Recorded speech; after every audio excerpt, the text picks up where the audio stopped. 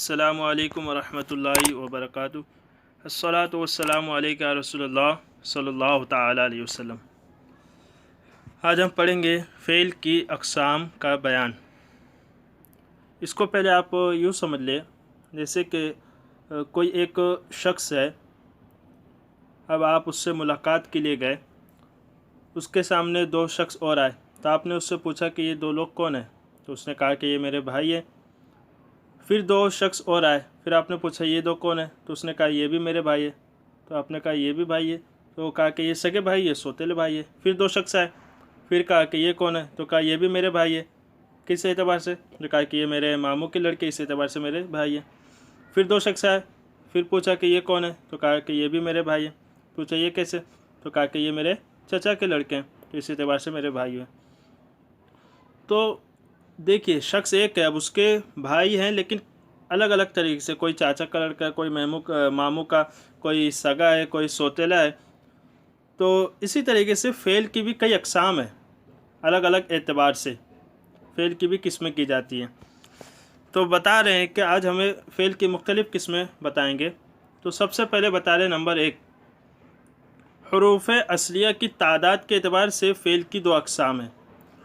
فعل میں حروف اصلیہ کی تعداد کے اعتبار سے دو اقسام ہیں، ویسے تو تین ہوتی ہے، ثلاثی، رباعی، خماسی، لیکن جو خماسی وہ 5 حرف والے وہ افعال نہیں ہوتے، وہ صرف اسم ہوتے ہیں، تو اس وجہ سے فعل کی صرف دو ہی قسمیں شمار کی حروف اصلیہ کے اعتبار سے، ثلاثی، فعل ثلاثی اور فعل رباعی۔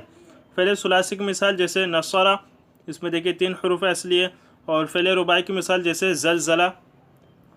اب بتا رہے نمبر 2، حروف علت کے اعتبار سے فعل کی 4 اقسام ہیں، جس کو ہم نے ابھی ہفت اقسام میں پڑھا نا، وہی چیزیں۔ حروف علت کے اعتبار سے فعل کی 4 قسمیں کرتے ہیں۔ فعل صحیح، نمبر 1 فعل صحیح جیسے نصرہ، نمبر 2 فعل محموز جیسے اکلا، شروع میں حمزہ ہے، نمبر 3 فعل مضاف جیسے فرّ، نمبر 4 فعل معتل جیسے قال۔ تو اصل تو 4 ہی قسمیں، اب اس میں ان کے معتل کی ہم 3 قسمیں کر دیں، محموز کی 3 قسمیں کر دیں، مضاف کی 2 قسمیں کر دیں، اس اعتبار سے تقسیم بڑھ جاتی ہے، لیکن جو اصل دیکھیں گے آپ یہ 4 ہی قسمیں بنتی ہیں، پھر ان کی تقسیم ہوتی جاتی ہے۔ پھر تیسری قسم بتا رہے کہ زمانے کے اعتبار سے فعل کی 3 قسمیں۔ زمانے کیونکہ 3 ہی طریقے کے ہوتے ہیں، ایک تو جو گزر گیا، ایک جو ابھی چل رہا ہے موجودہ زمانہ، اور ایک جو آئے گا۔ تو اس اعتبار سے 3 زمانے ہوتے ہیں، اور فعل کی بھی 3 قسمیں ہوتی ہیں، فعل ماضی، فعل مضارع، فعل امر۔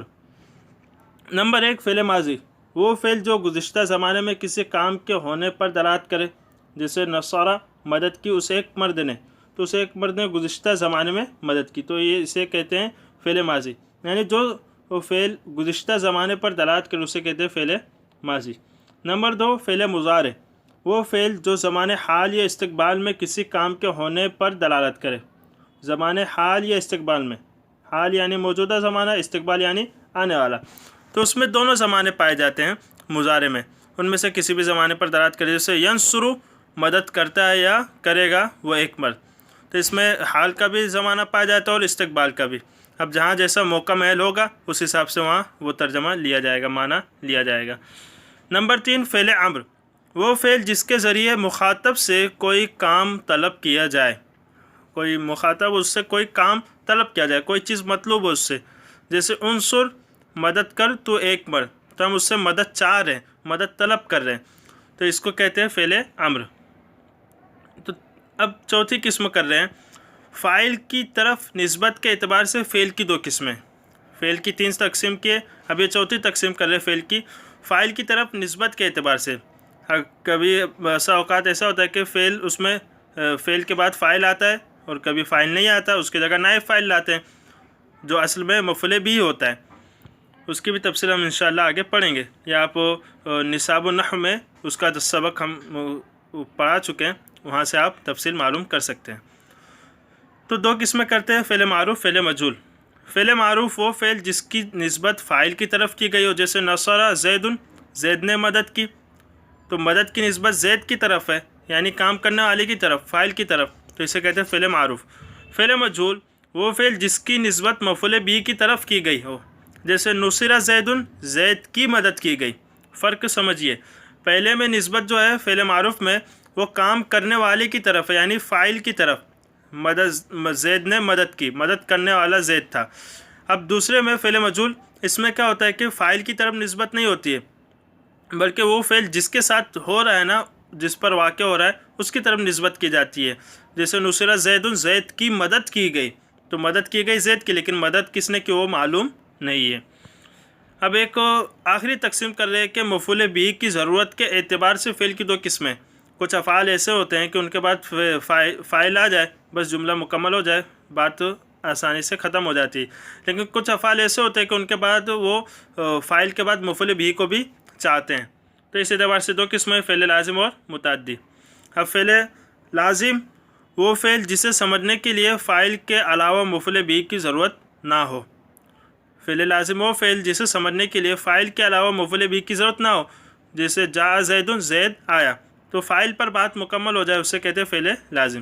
اب متعدی اس کے برعکس، یعنی جس میں مفعول بھی کی ضرورت ہو، وہ فعل جس کا سمجھنا مفعول بھی پر موقوف ہو، جیسے نصر زید، زید نے مدد کی، لیکن ہم خالدن لے آئے، مفعول بھی کو لے آئے، تو پتہ چلے گا زید نے خالد کی مدد کی۔